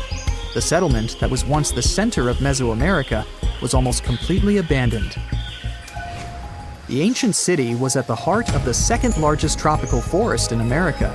The site is well preserved, so today, if you were to visit it, you would be able to picture what life looked like in ancient Mayan times. The city remains include architectural complexes and sculpted monuments, defensive systems, quarries, water management features, agricultural terraces, massive temple pyramids, and palaces, not to mention a variety of body ornaments and other accompanying objects. It proves that complex state-organized societies lived in this tropical forest. The Mayans depicted nature in their paintings, pottery, sculptures, rituals, and even food. I'm moving on to a place people thought didn't really exist. The city of Thonis Heraklion appeared only in a few inscriptions and ancient texts. Turns out, it was waiting to be discovered for thousands of years. scientists searched the majority of the coast of Egypt. But then, archaeologist Frank Gaudio and his team detected a colossal face looking at them from under the water. The ancient city of Heraklion was discovered completely submerged 4 miles off Alexandria's coast. In the ruins of the lost city, there were 64 ships, 700 anchors, and a treasure trove of gold coins. Archaeologists consider a 16-foot tall statue and the temple remains the most important findings discovered by the expedition. Back then, the city had ceremonies and celebrations that took place in the Temple of Amun. The ruins and artifacts were made from granite and diorite, so they were in good condition even after having been in contact with water for centuries. They give people a glimpse into what life was like 2,300 years ago in one of the most important trade ports of the world. The city had a network of canals. You can think of it as an ancient Egyptian Venice. The canals linked many separate harbors and anchorages. Towers, temples, houses, and other structures were also linked by bridges. Thonis Heraklion was the country's main port for international trade and the collection of taxes. No one really knows how the city ended up submerged, but archaeologists connect it with natural causes. At the end of the 2nd century BCE, most probably after a flood, Heraklion got covered with water. Then, Alexandria, the city founded by Alexander the Great, became more glorious than Heraklion. Before Alexandria's fame, Heraklion was the main port of entry to Egypt. So, after the disaster, many ships heading for Heraklion had to change their route and go to Alexandria. Heraklion lost its glory until its rediscovery in 1933. Mesa Verde is an American national park in Colorado. The park is the largest archaeological preserve in the U.S., with more than 5,000 sites, including 600 cliff dwellings. Mesa Verde means green table in Spanish. The name comes from the shape of the mountains in the area, with flat tops and steep sides. The park is an ancestral Puebloan archaeological site.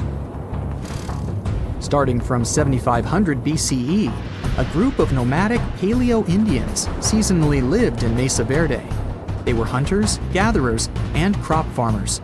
They built the first pueblos in the region.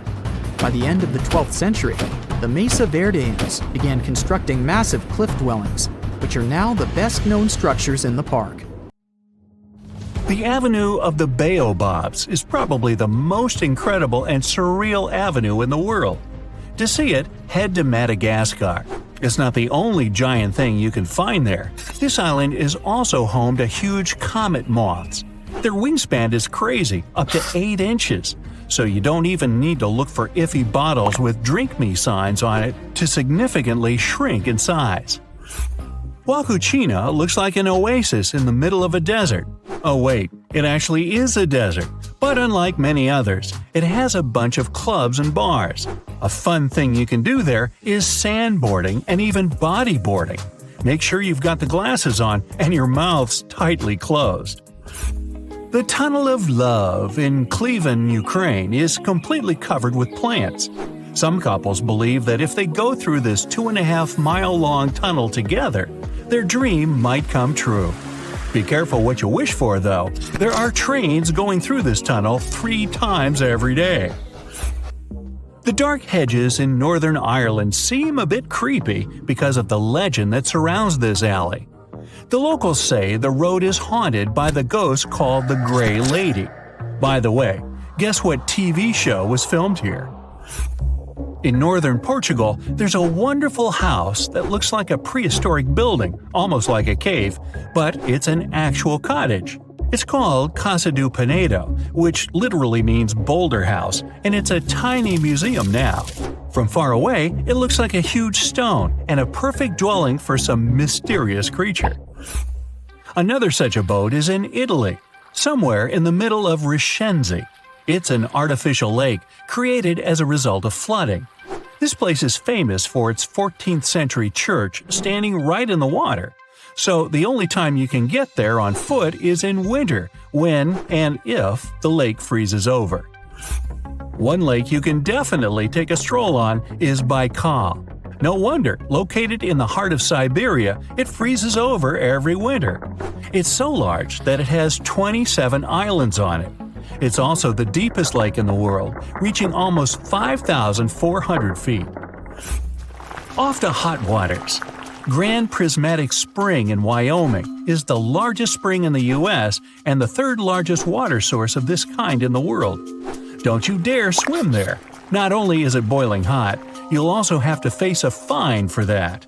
Enjoy it safely on the shore.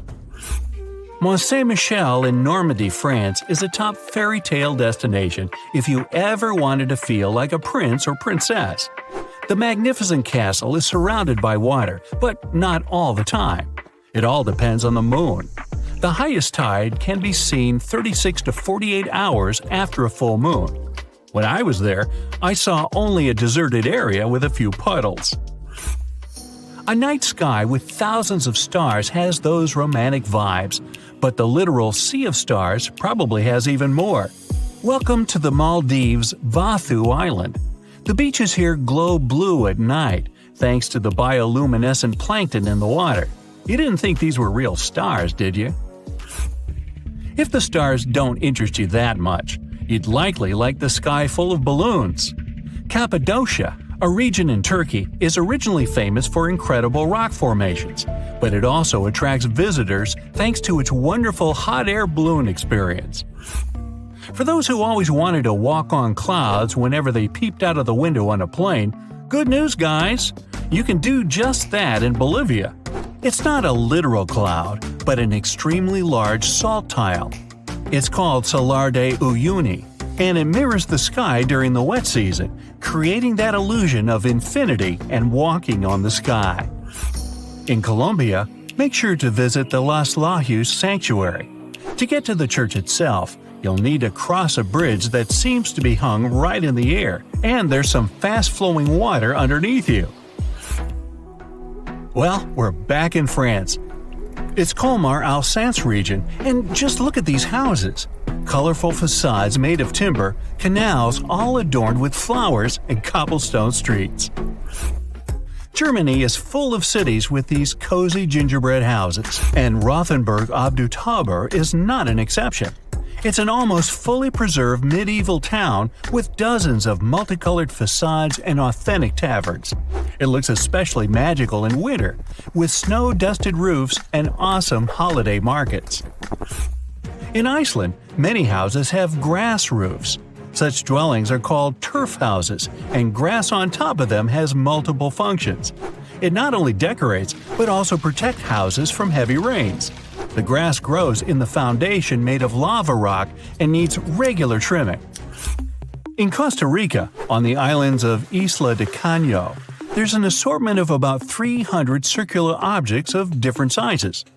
Locals call them las bolas, which is simply the balls in English. These stones have an almost perfectly round shape. Some of them are huge, weighing up to 16 tons each. They're also made of different materials: gabbro, limestone, and sandstone. They're considered to have been put in lines in front of the chief's houses. Nobody knows for sure where those balls came from, but some myths claim they originated from Atlantis. A place called Angel Falls speaks for itself. It does look idyllic. It's the world's tallest uninterrupted waterfall, many times taller than Niagara Falls. The water falls in cascades, and much of it evaporates on its way down, which creates an illusion of those beautiful clouds. If you're into dazzling shine, try visiting the Grand Crystal Cave in Mexico. You can only do so under professional supervision, but it's definitely worth it. Chances are you've never seen a crystal twice your body size.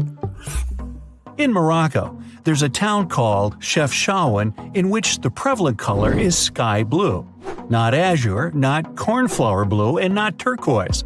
Most dwellings there are painted the most beautiful shade of blue you've ever seen. The place is not easily accessible. It's located in the Rif Mountains.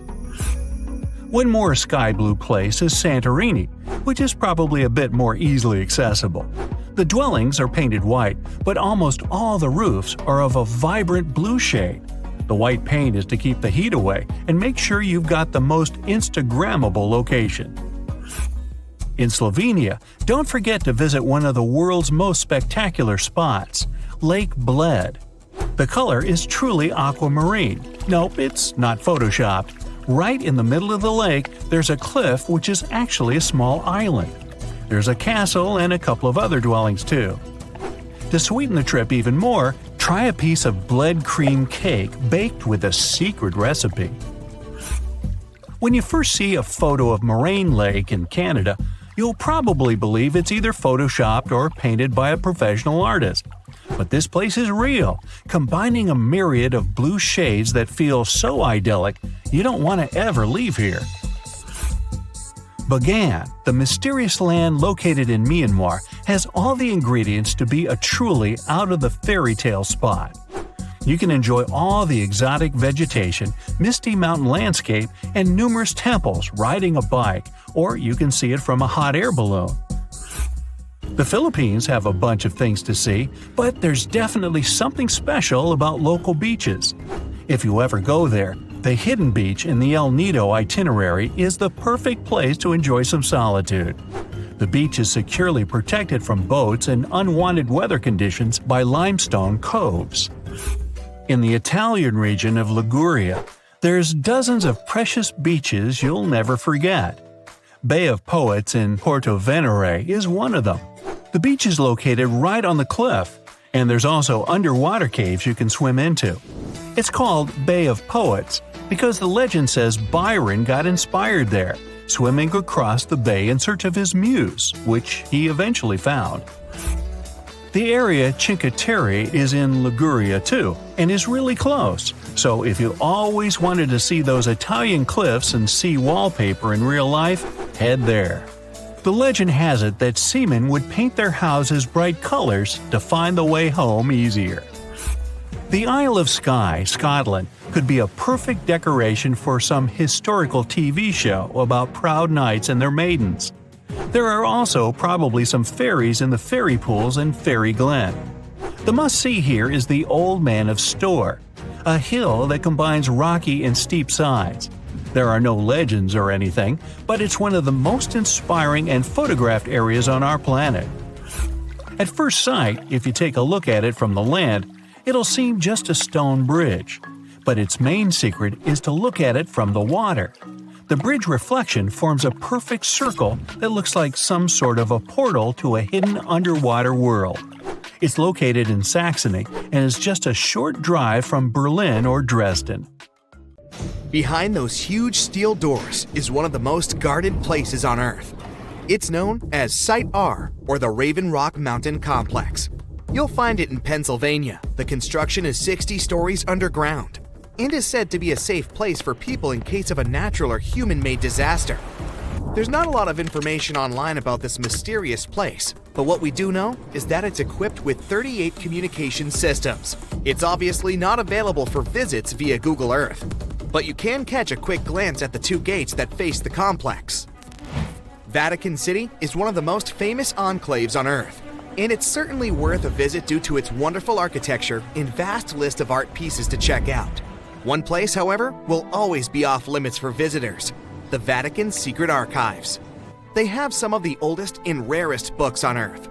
These archives are available only to a limited number of people, and since they have been visited by a small number of people so far, they also trigger a lot of weird theories. For example, that there may be books proving there's life outside our planet. If you're fascinated by shipwrecks, you'll be interested to know that one of the largest wrecks you can see on Google Earth is on North Sentinel Island, India. It used to be called the SS Jassim. It was a Bolivian ferry that sank in the area back in 2003. The reason why people can't visit it physically isn't because of the ship itself, but because the island is home to the world's most dangerous tribe. We don't really know how many people live there, but it was estimated that between 50 to 400 people call this place home. And they really don't like tourists. No person that tried to reach them survived. Also, to protect them, their privacy, and their special status, the island is closely monitored by the Indian authorities. That's mostly because it's believed the locals don't have any immunity to modern diseases. so being in contact with foreigners might be dangerous for the tribe's people, since they've never seen the outer world. A huge pink bunny appeared seemingly out of nowhere in the Italian Coleto Fava Mountains back in 2005. Besides the locals, some people stumbled upon it online too. They were puzzled by the discovery. Unfortunately, that 200-foot-tall bunny is completely gone today. You can still find the images of it online though. The unusual object was designed by artists from Vienna. They encouraged tourists to climb, jump, or even take a nap on top of the large rabbit. The whole purpose of the project was to allow people to experience what it would be like to live as smaller creatures. The bunny didn't have any removal date at the time it was placed there and was expected to last at least until 2025. But Mother Nature had other plans. A Japanese artist decided to move back to her little home village named Nagoro. But she soon found out that most of her neighbors were moving to bigger cities. To deal with loneliness, she started putting together scarecrow-like dolls, or kakashi, and placing them all over her garden. She didn't stop there though. The artist soon began doing the same with many other places in her village, creating dolls and placing them as if they were taking part in various human activities. These dolls keep moving around too, but the woman likes to stay true to her story and insists she doesn't touch them. You can see the images of this quirky village on Google Maps. This weird portal was discovered via online maps in New Baltimore, New York. It gave people all sorts of bad dreams. With spooky-looking buildings and all sorts of blurry figures, this area soon became a source for many weird internet theories. Turns out it was nothing more than a technical issue, which resulted in those images being rendered in a distorted manner. Either way, if you look for these images on Google, you won't be able to unsee them. This cute miniature world map was created by an artist from Denmark. He continuously worked on this tedious project from 1944 until 1967, using mostly his hands and just a few tools for moving heavy rocks around. He gathered stones at the edge of the water, then recreated the map of the world on the surface of this lake. During the winter, he was able to use a sled to transport larger pieces of rock over the ice and then place them in the perfect position. Apart from the continents themselves, the map also features rivers and lakes, as well as some other famous landmarks. Care to have a look at a sea without any coasts? Search for the Sargasso Sea. You'll find it in the northern Atlantic Ocean. This weird sea is surrounded by 4 ocean currents and no dry land at all. It got its name from the seaweed that grows there, sargassum. Fingerprints on the lens of a satellite camera? You may be tricked into thinking this if you search for the Finger Maze. It's located in the city of Brighton, UK, and is a large fingerprint created in Hove Park. It also has a maze at the center. It can be really hard and time-consuming to look for wild animals on Google Earth, but the Geo browser does have a nice feature that can help if you're eager to see hippos and flamingos in their natural habitat. Try Googling animals from above and start scrolling through these images. This unique feature can take you from Kenya to Namibia and even all the way to Antarctica, where you can see emperor penguins. There are some places on Google Maps that, for specific reasons, aren't available for the online public, like the Royal Palace in Amsterdam. If you head over there via Google Earth, you'll see that everything around the Dutch Royal Palace is still visible, like the vegetation and roads, but the construction itself is blurred from all angles. That's probably because local authorities want to keep the unique views of the palace for the eyes of physical visitors only. The same goes for the Tantaco National Park in Chile. This one is a privately owned nature reserve that can only be seen on Google Maps from a distance. Once you reach a certain point, the zoom feature stops working. Some people say that since it's a nature preserve, it may be home to some endangered species, and extreme measures are taken for their protection. You know how a certain brand of fried chicken has a certain kernel on their logo? Yeah, you won't see any of these logos in high resolution on Google Maps. That's because the online map uses specific algorithms to detect people's faces and blur them out. As you can see, it's not always really that accurate. It's called Snake Island, and the Brazilian authorities prohibit people from visiting it. For good reason. You'll find the island near the city of Sao Paulo in Brazil. It's said to be home to over 4,000 snakes. Some of the most venomous types of reptiles on Earth call this place home. If that's not creepy enough, how about that some of them are so dangerous that a small drop of their venom can permanently damage the human skin? You can see the shape of the island on Google Earth, but the more you zoom in, the blurrier it becomes. Here's another cool thing you can do on Google Earth: time travel. Well, at least sort of. You won't be able to travel back in time and tell yourself to study more for that tricky exam, but you can see certain historical images of places you like. You can check if this feature works by looking at the upper left corner of the screen. If you can see a small icon with a clock, it may allow you to scroll some years back. But you can also see how sunlight affects Earth if you turn on the sunlight feature.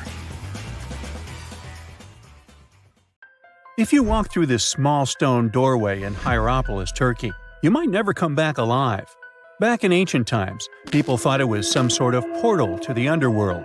Romans would go in carrying perfectly healthy bulls, but after a few minutes, they would watch these animals collapse as if hit by some mysterious force. But what's even weirder is that nothing happened to people. They could walk in and out just fine. Now, recent studies might have an answer for these eerie happenings, and it all has to do with people's heights. The gate, known as Plutonium, named after Pluto, the deity of the underworld, is a stone doorway leading to a small 32-square-foot cave. But the real danger is what is going on beneath it. Hierapolis is a super active geological area, and there's a big crack under the city that constantly emits volcanic carbon dioxide, which comes up as a visible mist. During the day, the sun dissipates the gas. At night, the gas forms some kind of a carbon dioxide lake on the sheltered arena floor. At dawn, you need to get out of there before it's too late. This whole place can turn particularly life-threatening right before the sun rises, when the carbon dioxide concentration, about 15 inches above the arena floor, reaches 35%. That means birds, bulls, and even humans can suffocate and pass away in just a couple of minutes.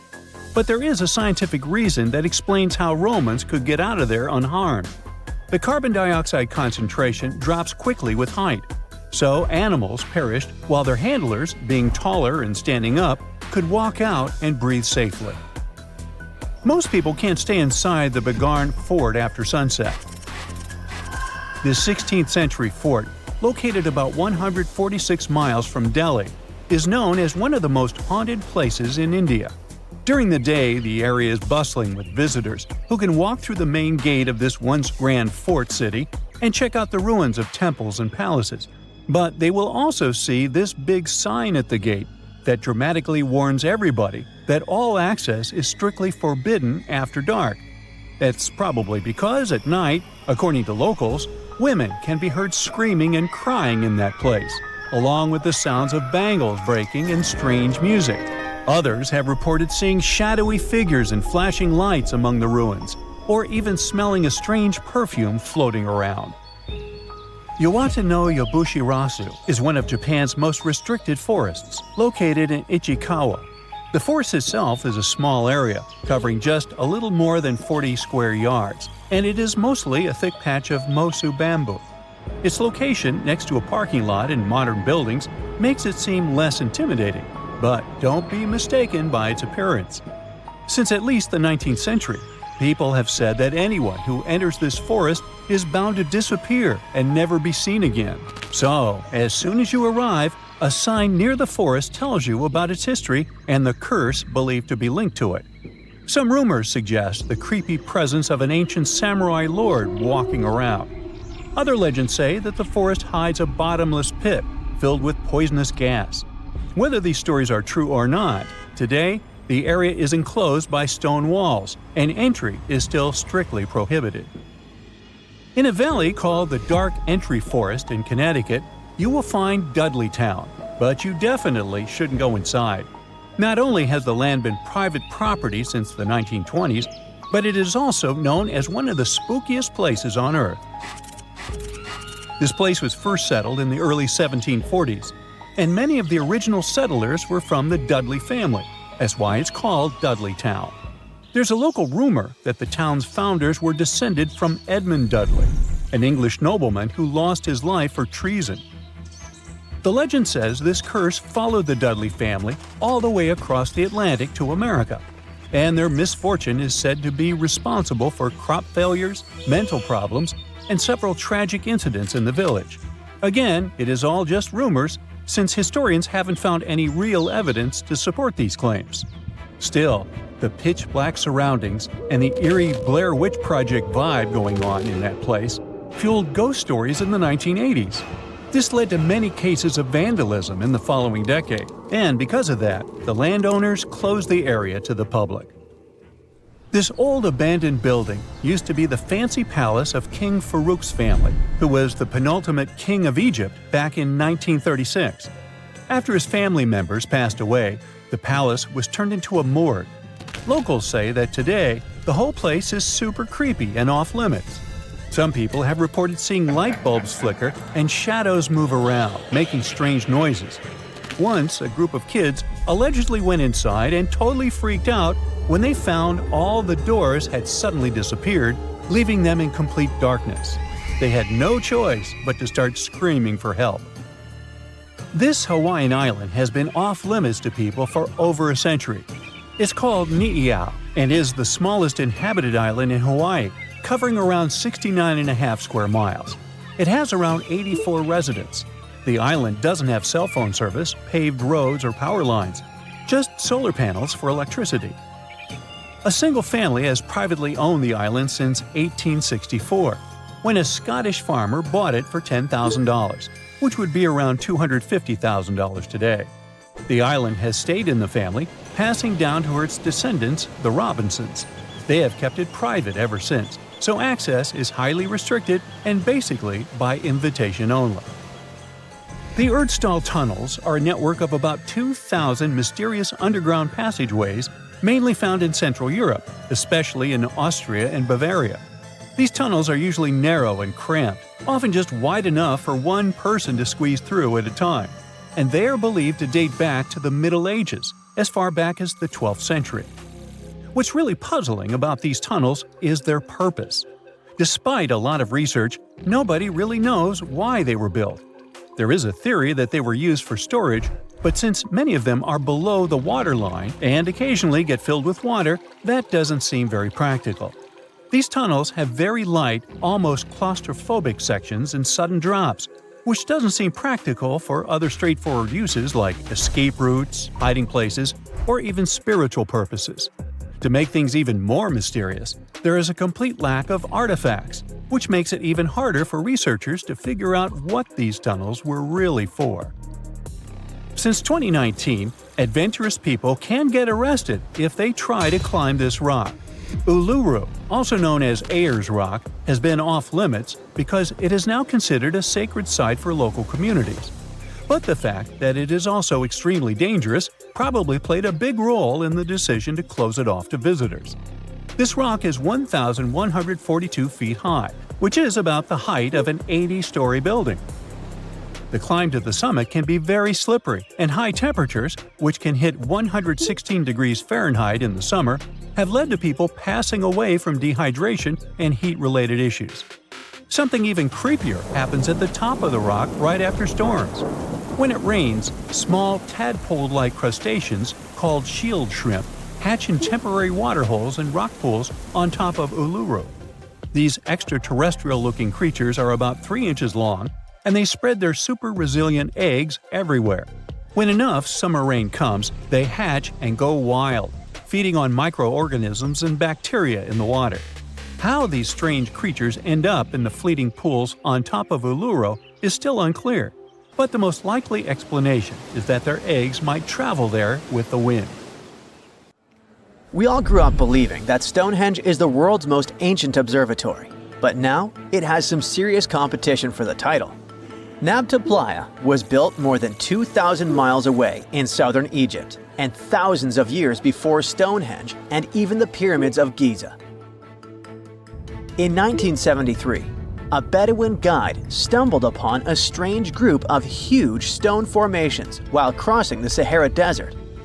He led American archaeologist Fred Wendorf to the site, located about 60 miles from the Nile. Wendorf's friend and colleague claims the team found the stones while stopping for a bathroom break in the desert. Either way, what they found changed history. At first, Wendorf thought the stone structures were just natural formations. But then it hit him. This area was once a lake, meaning no natural rocks should even be there. He kept coming back to the site for decades, and by the early 1990s, his team finally uncovered a circle of stones that seemed to line up with the stars in a way no one could explain. After 7 long years of trying to crack the mystery of the site, Wendorf reached out to an expert in archaeoastronomy. They study how ancient people used the stars. One evening, while the expert sat in the cool desert sand staring at the stones, he realized that they formed a pattern radiating outward from a massive burial mound. One by one, as they dug into the sediment, the buried megaliths started lining up like spokes on a wheel. The team had already used radiocarbon dating to test samples from fire hearths and tamarisk wood roofing found inside the stone circle. Nabta Playa had dozens of standing stones, all a few feet tall. Some of them lined up exactly with the sunrise on special days, and others matched up with bright stars in the sky. Inside the big circle, there were 6 special stones that may have been used for rituals or marking important times of the year. Around them, 29 standing stones might have worked like a simple calendar to help people know when it was time for something important, like the summer solstice, the longest day of the year. When the sun rose in just the right spot, it was a sign that the rainy season was coming. The stone circle once aligned with the brightest stars in the northern sky: Arcturus, Sirius, and Alpha Centauri. Some stones even pointed to the constellation Orion. By tracing Arcturus's movement across the sky, they figured out that it matched perfectly with the circle around 4800 BCE. That means it was the oldest astronomical site ever discovered. And the people of Nabta Playa may have been watching the stars thousands of years before telescopes were even invented. It looks like it had a huge meaning for people living and traveling through the desert. Over 10,000 years ago, the long, cold, and dry ice age that lasted for tens of thousands of years was finally fading away. Northern Africa got massive monsoons and rains that filled up seasonal lakes. So, parts of the desert turned into short-lived oases. For the nomadic people who roamed this harsh land, these summer rains were everything. Their entire way of life revolved around cattle. When archaeologists opened the central tomb at Nabta Playa, they dug up cattle bones and even a massive rock carved into the shape of a cow. The people who built it used the stars to guide them and find hidden watering holes like Nabta Playa, which likely held water for about 4 months a year, starting with the summer monsoons. But there was no North Star back then, so instead they navigated using bright stars and the way the sky seemed to spin in circles above them. When the lakes were full, the standing stones would be partly submerged, and from the western shore, you would see the reflection of the stars on the dark water. Nabta Playa is way less famous than Stonehenge, perhaps because its stones were buried and the famous site in England was open to visitors for thousands of years. Sadly, when Nabta Playa did become famous, some tourists ruined parts of it by moving stones around, which messed up the ancient star alignments. To protect it, the authorities moved everything to a museum where people can see the stones and the carved cow statue without damaging them. The Egyptian Observatory isn't the only construction similar to Stonehenge. It has versions that were used for different purposes from Germany and France to the US and the Andes in northern Peru. This last one is actually one of the oldest big structures ever built in this region. The circular plaza is made of 2 giant stone walls arranged in a ring. It was likely used for ceremonies and gatherings. Scientists have carbon dated it to be about 4,750 years old, which means it was built before the Great Pyramids of Egypt and Stonehenge. The plaza had 2 entrances and a special layer of clay, soil, gravel, and charcoal underneath. It was carefully planned and built. Archaeologists also found ceramic pieces, quartz crystals, and gemstones at the site, so it was definitely a special place. People visited it for centuries, but at some point it was sealed off, probably because of changing beliefs and traditions. The most recent discovery was the remains of a large timber circle roughly the same age and with parallels to Stonehenge, all the way up in Denmark. This open-air structure was likely part of a special area where prehistoric people from the late Neolithic and early Bronze Age gathered for rituals and ceremonies.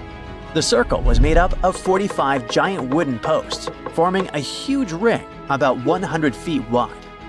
The wood is gone now, but scientists believe tall timbers once stood in the holes and created an impressive wood henge. No one knows exactly what these circles were used for, but archaeologists have found animal bones and food remains at similar sites. So people probably used to gather there for feasts and rituals. In 2024, scientists found 2 ancient stone circles from the Neolithic period in Dartmoor National Park in England. Some archaeologists believe they might form a sacred ark. Many of Dartmoor's stone structures were built in a curved shape on the high ground in the center of the area. A long time ago, Dartmoor was covered in forests, so people may have used the high ground as important markers. One of the newly found circles fits inside this ark, but the other one is outside of it, to the north. This could have been an entrance point into the ark. There's also a raised bank of earth near the stones, which looks similar to other famous Neolithic sites, like the Ring of Brodgar in Scotland and Stonehenge itself. This means the people who built these circles may have visited Stonehenge or been inspired by it. Archaeologists in Oman found ancient stone monuments called tralith, which got the nickname Arabian Stonehenge. They were finished about 2,000 years ago, but no one knows for sure who built them or why.